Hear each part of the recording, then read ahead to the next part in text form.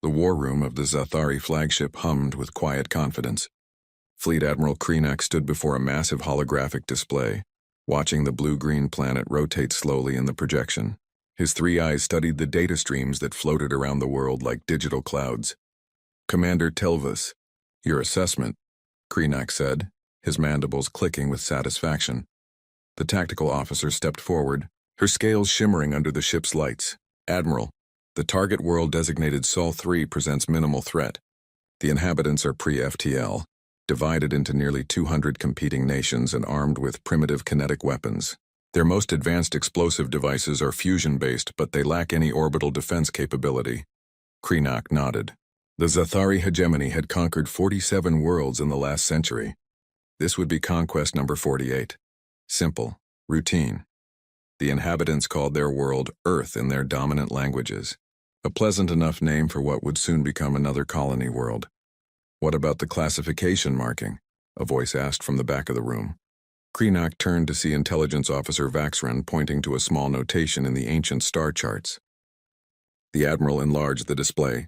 There, in the old language, was a warning. Death World Classification Extreme. Indigenous Species Survival Specialists. Recommended action: avoid contact. The Admiral laughed, a sound like grinding metal. "That data is over 1,000 years old. Look at them." He gestured to video feeds showing humans going about their daily lives. "They are soft. They live in comfortable cities. They fight wars with rules and treaties. These are not the savage creatures the ancient surveys feared." Around him, his officers murmured agreement. The Zathari had evolved on a world of moderate climate and gentle seasons. The Velkar, their allies, came from a water world of calm seas. The Kreth had known only the stability of their moon colonies. Together they had built an empire on superior technology and overwhelming force. "The invasion plan is standard," Telvis continued. 50 warships, 10,000 ground troops. We strike military installations first, then broadcast surrender demands. Historical data suggests primitive species capitulate within 48 hours when faced with orbital superiority. Krenak approved the plan with a gesture. "Execute on my command. Let us bring civilization to Sol 3. The fleet transitioned from hyperspace 3 days later. It was a Tuesday morning on Earth, though the Zathari had no word for such a concept. Their computers had calculated the optimal moment, when the planet's major military powers were at maximum distance from each other in their rotation. The first strikes were precise. Orbital bombardment platforms destroyed key military bases. Communication satellites turned to expanding clouds of debris. Government centers found their command structures decapitated by directed energy weapons that left perfectly circular holes in buildings. Then came the broadcast. The message went out in 47 Earth languages, translated by the fleet's computers. "Inhabitants of Sol 3. You have been deemed suitable for integration into the Zathari hegemony. Cease all resistance. Surrender your military forces. Submit to processing. You have 12 hours to comply." Krenak waited for the expected response: panic, chaos, desperate pleas for mercy. Instead, the communication channels filled with something else entirely. From North America. "You picked the wrong planet, buddy." From Europe. "Good luck with that." From Asia. A stream of text that the computers struggled to translate, but seemed to involve detailed descriptions of what humans would do to the invaders. But the strangest response came from multiple sources. "Remember Pearl Harbor." "What does this mean?" Krenak demanded of his intelligence officer. Vaxran consulted his database. "Pearl Harbor appears to be a reference to a surprise military attack in their history. But I do not understand the context. They are invoking a memory of being attacked?" The Admiral dismissed it. "Primitive psychological responses. Deploy landing forces. Let us end this quickly." As the first landing craft descended toward major population centers, something unexpected appeared on the sensors. Military assets from every human nation, which moments before had been pointed at each other, were now reorienting. Tanks rolled toward landing zones. Fighter jets scrambled. Naval vessels changed course. Even more confusing, the humans' global communication network exploded with activity. But it was not panic. The fleet's monitoring systems detected something else in the digital chatter: determination, anger, and something the Zathari computers flagged as dark humor. One transmission, broadcast from a military facility, summed up the human response. They wanted to see what we do when we stop fighting each other. Let's show them. Krenak felt the first cold touch of doubt. The humans had not scattered. They had not panicked. Every government on the planet had ceased hostilities with their neighbors and redirected their entire military apparatus toward the invaders. In that moment, watching Earth's united response forming on his displays, the Admiral wondered if perhaps the ancient warning in those 1,000-year-old charts had not been outdated after all. The landing craft entered the atmosphere. The invasion of Earth had begun. But so, though the Zathari did not yet know it, had their education in what it meant to attack a species that had survived by fighting everything on a death world, including themselves, for hundreds of thousands of years. The first Zathari landing craft touched down in the ruins of what had been a military base outside Washington. Squad leader Vornath emerged from the transport, his weapon ready, scanning for resistance. The base was destroyed, exactly as planned. Smoke rose from collapsed buildings. But something felt wrong. The humans should have been in disarray. Instead, his tactical display showed organized movement all around his position. Then the first missile struck. Vornath's shields flared blue as the primitive explosive detonated nearby. More followed. The humans were not fleeing. They were attacking. From buildings, from underground positions, from vehicles that had seemed abandoned. The ambush was coordinated and brutal. "Command, we need support," Vornath transmitted. "They are not surrendering. They are everywhere." Across the planet, the same story repeated. In Moscow, Zathari troops found themselves pinned down by artillery that seemed to know exactly where they would land. In Beijing, human tanks emerged from underground facilities that orbital scans had missed. In London, the invaders discovered that every civilian building had become a fortress. The humans fought with a ferocity that shocked the hegemony forces. When their vehicles were destroyed, they fought on foot. When their weapons ran out, they used whatever they could find. When cornered, they did not surrender. They fought harder. Admiral Krenak watched the reports with growing alarm. His forces held technological superiority, but the humans had something else. They knew how to fight in ways the hegemony had never encountered. They used the terrain. They set traps. They struck from unexpected angles and vanished before his troops could respond. "They fight without honor," one of his commanders complained. "They hide. They ambush. They refuse to meet us in open battle." Krenak said nothing. The humans were not fighting without honor. They were fighting to win. There was a difference. After 72 hours of continuous combat, something unprecedented happened. A Zathari unit, surrounded and cut off from support, did what no hegemony force had done in 2 centuries of conquest. They surrendered. The prisoners were treated according to something the humans called the Geneva Conventions. They were given medical care. They were fed. They were housed in facilities that, while guarded, were not torture chambers. This confused the Zathari soldiers more than anything else.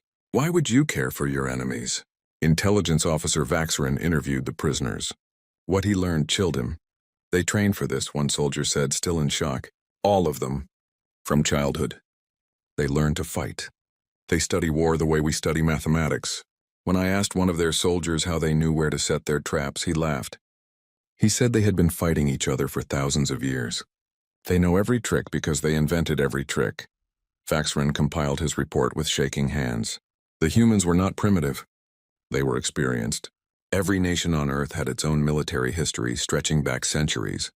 They had fought wars that lasted generations. They had developed strategies for every terrain, every situation, every possible enemy.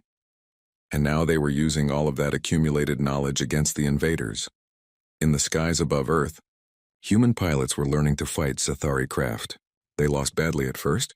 The alien technology was superior in every way. But the humans adapted. They watched. They learned. And when their missiles ran out, they did something that made no sense to the Zathari. They rammed. A human fighter would lock onto an alien craft and simply crash into it at full speed. Both would be destroyed. The Zathari called it suicide. The humans called it victory, because every time it happened, it meant one less enemy ship in the sky. The civilian resistance emerged quickly. Hunters in rural areas used their rifles to shoot down scout drones. Farmers planted explosives in fields where landing craft would set down. Hackers infiltrated alien communication networks. In Texas, a grandmother named Martha Henderson became a global hero when she shot down a Zathari scout drone with her shotgun while defending her property. The humans broadcast her interview worldwide. They came to my farm. Nobody threatens my family on my land, so I got my gun and I solved the problem. That's simple. Krenak reviewed footage from dozens of battles. In every one, the pattern was the same. The Zathari would establish a position. The humans would attack it from multiple directions. When the aliens adapted, the humans would change tactics. It was exhausting. It was relentless. It was effective. His science officer presented new findings. Admiral, we have completed our analysis of the planet itself. The designation was correct. Earth is a Class 12 death world. Extreme weather patterns. Aggressive predator species. Deadly microorganisms. The gravity is above galactic average. The atmospheric pressure fluctuates dramatically. This world has been trying to kill its dominant species since they evolved. And they survived. Krenak said quietly. More than survived, sir. They thrived. They spread to every environment on the planet. Deserts, frozen wastelands, jungles, mountains, they adapted to all of it. And then when they had conquered their world, they started fighting each other. For practice. Krenak closed his 3 eyes. The Hegemony Council was demanding results. But how could he explain this? How could he tell them that they had sent 50 warships to conquer a species that viewed war as a fundamental part of their existence? A species that had been forged in conflict since before they discovered fire? The transmission came from Earth's emergency government, a hastily formed council of world leaders. Their message was broadcast in clear Zathari. To the Zathari hegemony. You have made a grave mistake. You thought we were weak because we were divided. But we were never weak. We were just distracted. Now you have our full attention. Leave our system or learn what happens when you wake up a sleeping death world. This is your only warning. Krenak knew he should ignore the primitive threat. He should order the orbital bombardment platforms to level their cities. He should teach these creatures the price of defiance. But as he watched another of his landing craft explode in a ball of fire, shot down by a human weapon that should not have been able to reach it, he felt something he had not experienced in his long military career. He felt afraid. The orbital bombardment began at dawn. The Hegemony Council had lost patience with Krenak's warnings about human resilience. They demanded swift action. The Admiral, bound by duty and honor, complied. Energy beams lanced down from orbit, striking cities with precision. Millions died in moments. The destruction was total and terrifying. Entire urban centers were reduced to glass and ash. This, the Hegemony believed, would finally break the human spirit. They were wrong. The human response was not surrender. It was fury. Across Earth, the message went out from surviving government centers. World leaders addressed their populations not with despair, but with resolve. They have struck us, one president said from a bunker deep underground. They have killed our people. They have destroyed our cities. They think this will make us kneel. They do not understand who we are. We are humans. We do not break. We do not surrender. We fight. And we will show them what that means. The bombardment had one unintended effect. It unified humanity completely. Every difference, every conflict, every historical grievance became meaningless in the face of extinction. Former enemies worked together. Scientists shared research. Military commanders coordinated strategies. Engineers pooled resources. In underground facilities around the world, human scientists examined captured Zathari technology. They dissected weapons. They analyzed armor. They reverse-engineered shield generators. What should have taken years took weeks. Necessity drove innovation at a pace the galaxy had never seen. A breakthrough came from a team in Switzerland. They had discovered how to adapt the alien shield technology to work with human power sources. Within days, the design was distributed globally. Factories that had built cars now built shield generators. Weapons manufacturers that had created bullets now created energy weapons. The first human counterattack came 2 weeks after the orbital bombardment. Modified intercontinental ballistic missiles, equipped with reverse-engineered shield-penetrating warheads, launched from silos that the Zathari had believed destroyed. The missiles streaked into orbit faster than the alien point defense systems could track. 2 Zathari battleships exploded in brilliant flashes of light. The remaining fleet scattered in confusion. How had the primitives reached them? How had they penetrated their shields? The answer was simple and terrifying. Humans learned fast. Krenak's forces were designed for conquest, not sustained combat. They expected resistance to end once sufficient force was applied. But Earth's resistance only intensified. Every battle cost the hegemony ships, soldiers, and equipment that could not be easily replaced. Supply lines stretched back to their nearest colony, weeks away even at FTL speeds. Meanwhile, humans were manufacturing weapons and equipment on their own planet, using their own resources, at a rate that shocked the alien analysts. In the prisoner camps, captured Zathari soldiers watched human news broadcasts. A xenobiologist named Trellick paid special attention. Unlike his fellow prisoners, he tried to understand these creatures. What he learned horrified him. The broadcast showed human history. Thousands of years of continuous warfare, empires rising and falling, weapons growing more deadly with each generation, tactics evolving through endless conflict. The humans had not just survived on a death world, they had made that death world into a training ground. We never stood a chance, Trellick said to himself in his cell. They have been preparing for this their entire existence. They evolved fighting predators. Then they fought each other. They developed technology specifically to kill. Their whole civilization is built on the foundation of warfare. He requested an audience with the human commanders. They granted it, curious about what the alien scientist wanted to say. I need you to understand something, Trellick said through a translator. The hegemony does not think like you. When they receive reports of their losses here, they will not withdraw. They will send more ships. A fleet 10 times the size of this one. They cannot afford to let a primitive species defeat them. It would threaten their entire empire. The human general listened carefully. Then he smiled. An expression that Trellick had learned meant something very different to humans than it did to his own species. Then we will fight that fleet too, the general said. And the next one. And the one after that. We will fight until you stop coming, or until there is no one left on either side to fight. Those are your options. Trellick stared at the human. You would sacrifice everything? Your entire species? To remain free? Yes, without hesitation. That is what you and your hegemony do not understand. We would rather die as humans than live as slaves. This is not negotiable. This is who we are. The xenobiologist realized something in that moment. The hegemony had not attacked a planet. They had awakened something that should have been left alone. They had given humanity a common enemy, and in doing so, had created the most dangerous force in the galaxy. A united human race with nothing to lose.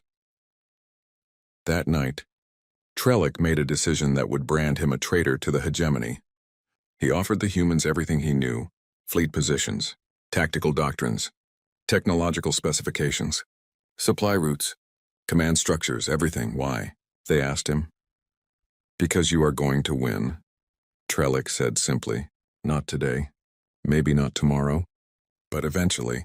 And when you do, I want to be on the side that survives, because I have seen what happens when humans decide something must be destroyed. They do not stop. They do not compromise. They simply continue until the task is complete or they are dead. The hegemony does not have that determination. You do. With Trellick's information, human forces began targeting Zathari supply ships. They raided logistics centers. They destroyed communication relays. They turned the invasion fleet's greatest advantage, its technology, into a weakness. Because advanced technology requires advanced support infrastructure, and that infrastructure could be attacked. In orbit, Admiral Krenak watched his carefully planned conquest dissolve into chaos.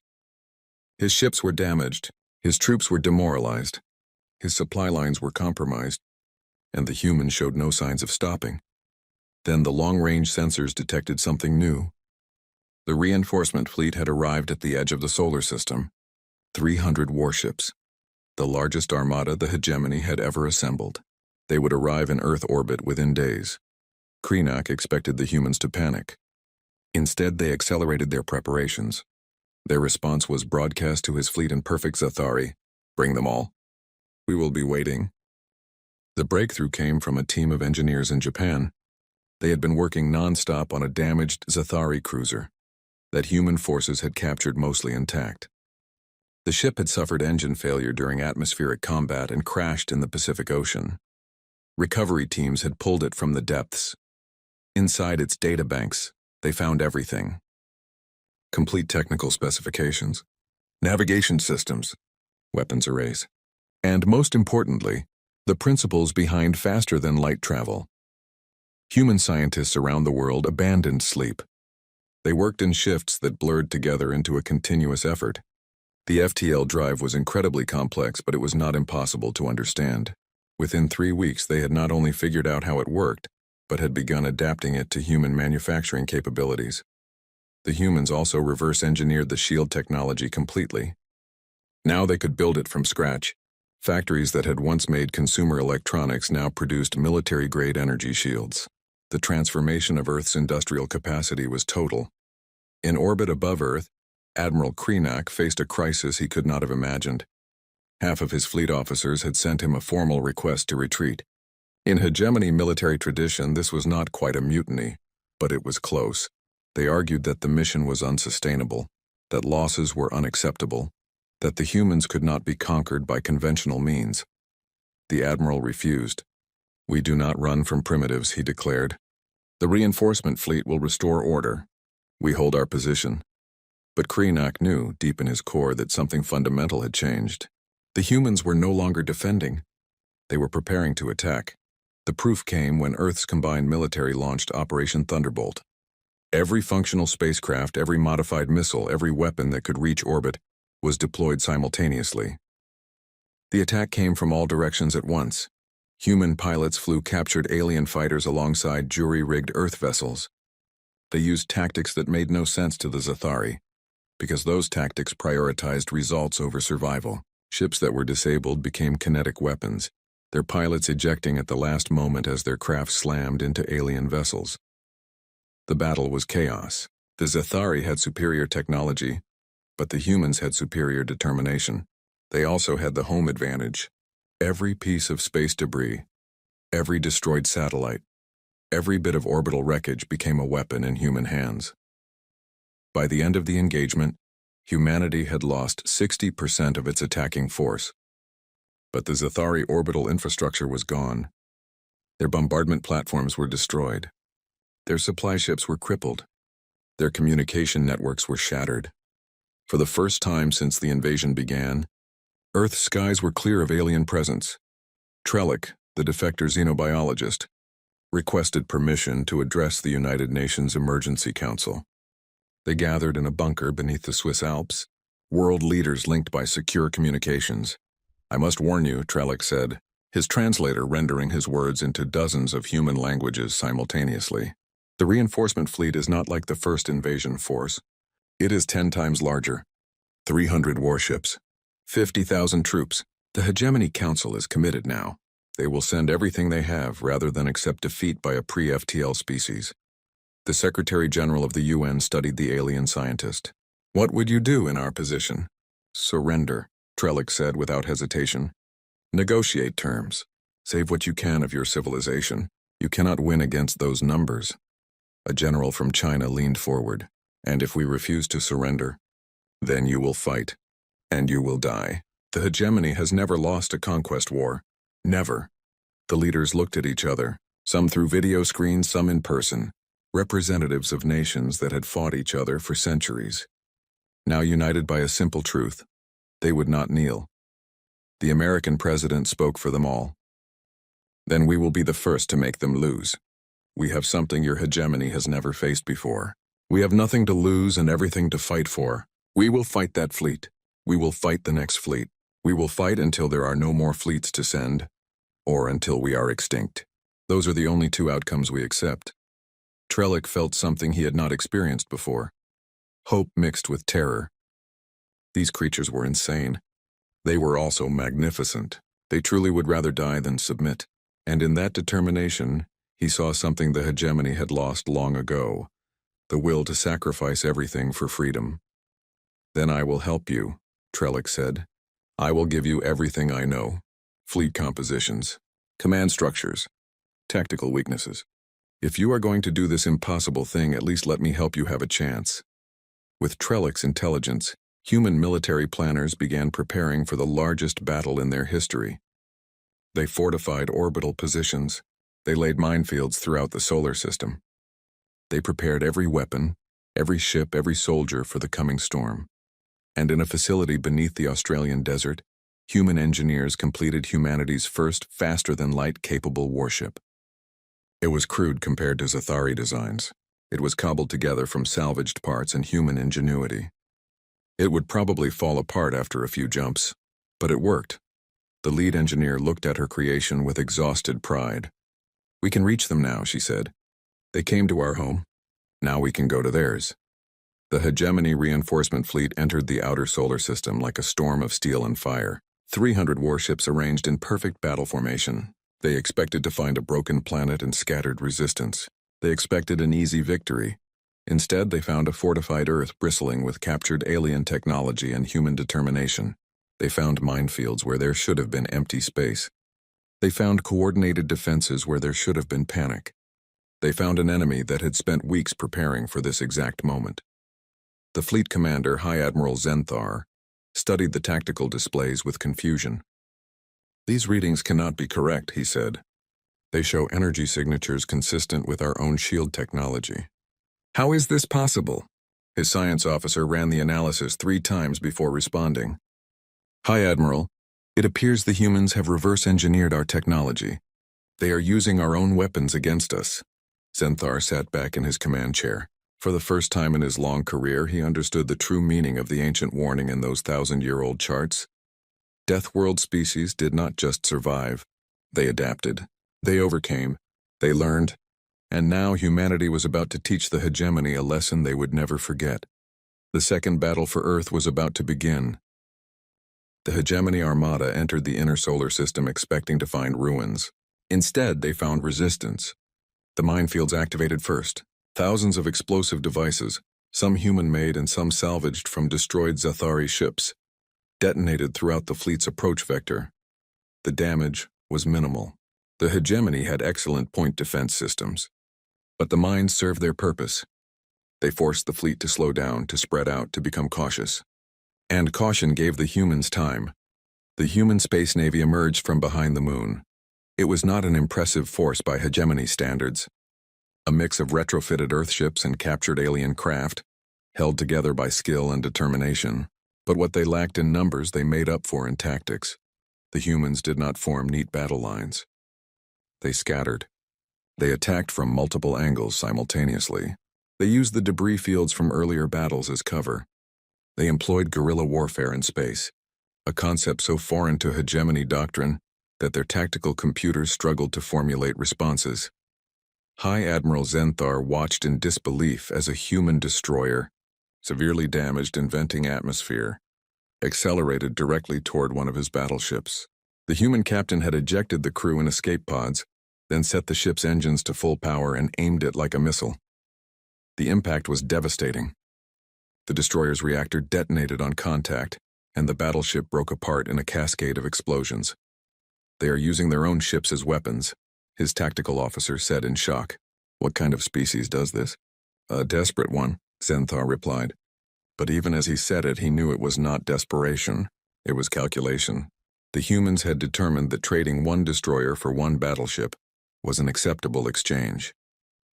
They were fighting a war of attrition, and they were willing to pay the price. The battle raged for hours. The hegemony's numerical advantage became a liability in the close-quarters combat the humans preferred. Their large fleet struggled to maneuver without risking collisions with their own ships.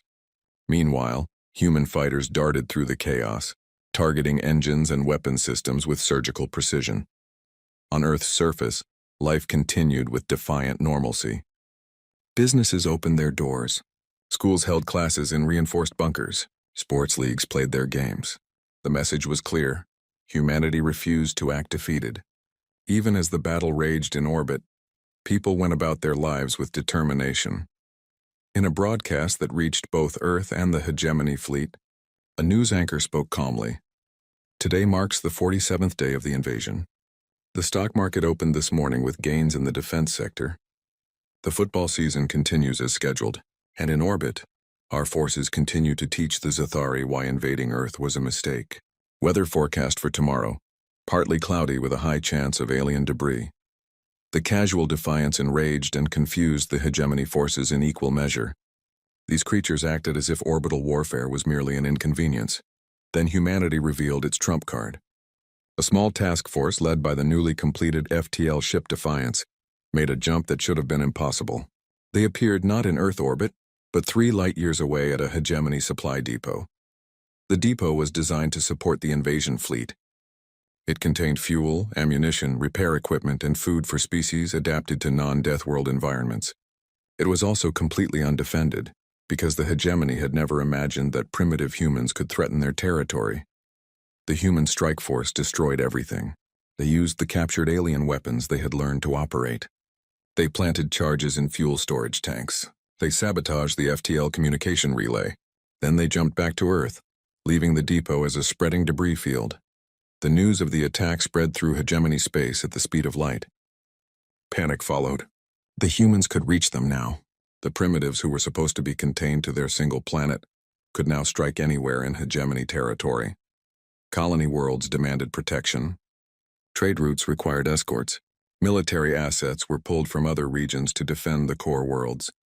The entire hegemony economy began to strain under the pressure of defending against an enemy they had foolishly awakened. Trellick, working with human military intelligence, had identified the key vulnerability. The hegemony strategy depended on overwhelming force and the assumption that their territory was safe. By threatening that safety, humanity had turned the invasion into an existential crisis for the entire hegemony. "You understand what you have done?" Trellick asked the human admiral who commanded the operation. "We have shown them that we can strike back," the admiral replied, "that we are not prey to be hunted, that we are a threat to their entire empire." "Exactly," Trellick said, "and now they must decide, continue this war and risk losing everything, or negotiate with a species they tried to conquer. Pride or survival. For the Hegemony Council, that will be a difficult choice." In orbit above Earth, High Admiral Zenthar received a priority communication from the Hegemony Council. The message was encrypted, marked urgent, and contained orders that made his blood run cold. They wanted to negotiate. The mighty Zathari hegemony, conquerors of 47 worlds, wanted to talk peace with a species they had invaded less than 2 months ago. The implications were staggering. If word got out that humanity had forced them to the negotiating table, other conquered species might rebel. The entire empire could collapse. But the alternative was worse. The humans had demonstrated that they could reach hegemony territory. They had shown that they would never surrender. They had united their entire species against a common enemy. And, most terrifying of all, they had proven that they could learn and adapt faster than any species the hegemony had encountered. If the war continued, the humans would eventually win. Not through superior technology, but through sheer determination. They would keep fighting, keep adapting, keep striking at hegemony assets until the cost became unbearable. Zenthar prepared the most difficult transmission of his career. He opened a channel to Earth's emergency government. "This is High Admiral Zenthar of the Zathari hegemony. I am authorized to discuss terms of cessation of hostilities. Will you receive our delegation?" The response came quickly. Too quickly. The humans had been expecting this. "We will receive your delegation. But understand this. We do not negotiate from a position of weakness. You came to our home. You killed our people. You destroyed our cities. The terms will reflect that reality. If you want peace, you will pay for it." For the first time in 2 centuries, the hegemony had not just failed to conquer a world. They had been forced to ask for peace. The age of easy conquest was over. Humanity had changed the galaxy forever. And somewhere in a bunker beneath Switzerland, human leaders prepared for the most important negotiation in their species' history. They had survived the invasion. Now they had to secure the peace, and they would do so with the same determination they had brought to the war, because that was what humans did. They adapted, they overcame, they won. The delegation arrived on a small transport, escorted by human fighters that kept their weapons locked but not firing. The hegemony representatives included High Admiral Zenthar, 3 council members, and Trellick, who had been requested specifically by the humans as a neutral observer. They met in Geneva, in a room that had once hosted peace negotiations between human nations. Now it would host negotiations between species. The symbolism was not lost on anyone present. The human delegation was led by diplomats and military leaders from every major nation. They sat across from the hegemony representatives, and for a long moment, Nobody spoke. Then the Secretary General of the United Nations began. You came to our world uninvited. You attacked without provocation. You killed millions of our people. You destroyed our cities. And now you want to negotiate peace. Very well. Let us discuss terms. A Hegemony Council member, his translator rendering his words into English, responded carefully. We acknowledge that the invasion was unsuccessful. We propose a mutual cessation of hostilities. Both sides withdraw. No further conflict. No, the American president said flatly. That is not how this works. You do not get to invade, lose, and then walk away as if nothing happened. The Chinese premier laid out a data pad. These are our terms. Full reparations for damages caused. Technology transfers including FTL communications, advanced materials, and medical knowledge. Formal recognition of Earth as an independent sovereign power. A non-aggression pact enforced by the Hegemony Council. And unrestricted access to galactic trade networks. The Hegemony representatives looked at each other. These terms are excessive, one of them protested. We cannot simply give you our technology. We cannot grant you equal status. You are a pre-FTL civilization. The Russian general smiled coldly. Where we were a pre-FTL civilization. Then you gave us your ships to study. You gave us a reason to unite. You gave us a reason to advance a century of technology in 2 months. We have FTL capability now. We have energy weapons. We have shields. We took your technology and made it ours. The Indian diplomat added, and more importantly, we have proven we can reach your territory. The depot we destroyed was just a demonstration. We have mapped 12 more targets. Supply stations, communication relays, fuel depots, all undefended, all vulnerable. We can make this war very expensive for you. High Admiral Zenthar spoke for the first time. You are threatening us? While we have a fleet in orbit around your planet? A human general leaned forward. His name badge read Martinez, and his uniform showed the marks of recent combat. Yes, because we have something you do not. We have nothing left to lose. You destroyed our largest cities. You killed millions of our people. You united our entire species in hatred of your empire. If you leave this room without agreeing to our terms, we will make it our mission to destroy the hegemony, not defeat it. Destroy it. We will send ships to every hegemony world, another general continued. We will target your infrastructure, your economy, your trade. We will make your empire unsustainable. We will show every species you have conquered that resistance is possible. We will burn your hegemony to ashes even if we burn with it. The room fell silent. The hegemony representatives understood. These were not bluffs. Humans, they had learned, did not bluff. They stated their intentions and then followed through with terrifying consistency. Trellick spoke up, his role as neutral observer giving him permission to intervene. Council members, I have studied these creatures extensively. They mean exactly what they say. They would rather die as a free species than live as conquered subjects. They will fight until there is nothing left on either side. That is not bravado. That is their nature. One of the council members looked at the humans with something approaching respect. You're asking us to treat you as equals. To give you everything you demand. What do we receive in return? The Secretary General answered. You receive peace. You keep your empire. You avoid a war that will cost you more than you can afford. You gain a trading partner instead of an enemy. And most importantly, you avoid giving other conquered species the idea that rebellion is possible. Because if word spreads that humanity defeated the hegemony, the British Prime Minister added, every oppressed world in your empire will rise up. You will face not one war but dozens. Can your military handle that? The threat was clear.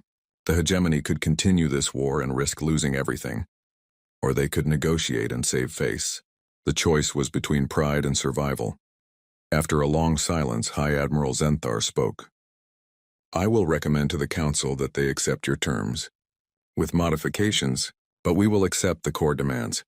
The negotiations continued for 3 days. The details were complex, but the outcome was clear. Earth would receive reparations, technology, and independence. The hegemony would withdraw all forces and recognize humanity as a sovereign power, with full rights in galactic affairs. The treaty was called the Sol Accords. It was signed by representatives of every human nation and the Zathari Hegemony Council. The ceremony was broadcast throughout the galaxy. After the signing, Admiral Martinez encountered Admiral Zenthar in a quiet corridor. The Zathari admiral looked at the human with his 3 eyes and spoke through a translator. I must know, If we had continued the war, would you truly have sacrificed everything? Martinez did not hesitate. Yes, without question. We would have burned the galaxy down before we surrendered. Why? What makes freedom so valuable that you would die for it? Because without freedom we are not human, Martinez replied. We are just animals, and we would rather die as humans than live as anything else. That is what you failed to understand. That is what your ancient charts tried to warn you about. Zenthar considered this. You said Earth is our neighbor now. I think that is not quite accurate. You are not neighbors. You are predators who have chosen not to attack us yet, Martinez smiled. Then I suggest you give us no reason to change our minds. Good day, Admiral. 5 years passed. Earth transformed. With access to galactic technology and trade, humanity advanced at a pace that shocked the rest of the galaxy. They built ships. They established colonies on Mars and the moons of Jupiter. They opened embassies on a dozen worlds, but they also became something else, a military power. Other species began hiring human mercenaries and military advisors. The phrase human tactics became shorthand for aggressive, unpredictable warfare that prioritized winning over following conventions. Earth's economy boomed. Human engineers were sought after for their ability to fix anything with limited resources. Human doctors were valued for their experience treating species from death worlds. Human diplomats were feared for their willingness to walk away from bad deals. The galaxy learned to respect humanity. Not because humans were the strongest or the smartest, but because they were the most determined. They were the species that had looked at an impossible situation and decided to win anyway. In the hegemony archives, the file on Earth was updated. The ancient warning was still there, but now it had new notes appended by Admiral Krenek before his retirement. Death World. Indigenous species survival specialists. Designation humans. Recommended action: do not engage under any circumstances. If engagement unavoidable, deploy overwhelming force and expect total war. Note: they call themselves human. This word now means nightmare in 47 galactic languages. They refuse to surrender. They adapt to any threat. They learn from every defeat. They remember every slight. They are the apex predators of a world that tried to kill them for millions of years, and they won. A new species discovered the database entry years later. Their scientists were excited. A pre-FTL world, recently discovered, seemed perfect for colonization. They began planning their invasion fleet. Their commander pulled up the file on the system. Sol 3, also known as Earth. He read through the hegemony's notes with growing alarm. Then he read the latest addendum written by a species that had tried trading with humans. Update: do not engage. They remember. They adapt. They win. We tried to cheat them in a trade deal. They destroyed our economy in retaliation. We tried to restrict their access to shipping lanes. They built their own and offered better rates. We tried to exclude them from the Galactic Council. They formed their own alliance, and half our members joined them instead. Learn from our mistakes, treat them with respect, trade fairly, and never ever threaten them. The cost is too high. The commander closed the file and canceled the invasion plans. Instead, he opened a diplomatic channel. The galaxy had learned its lesson. Humanity was not to be conquered. They were to be respected, traded with fairly, and most importantly, left alone unless you wanted a fight that would cost more than you could afford to pay. Because Earth was more than a planet. It was a warning. A reminder that the universe was full of dangerous things, and some of the most dangerous wore human faces and spoke of peace while building weapons. And if you ignored that warning, if you attacked them anyway, then you would learn why the ancient surveys had marked their world with a single word that every species in the galaxy now understood. Death World.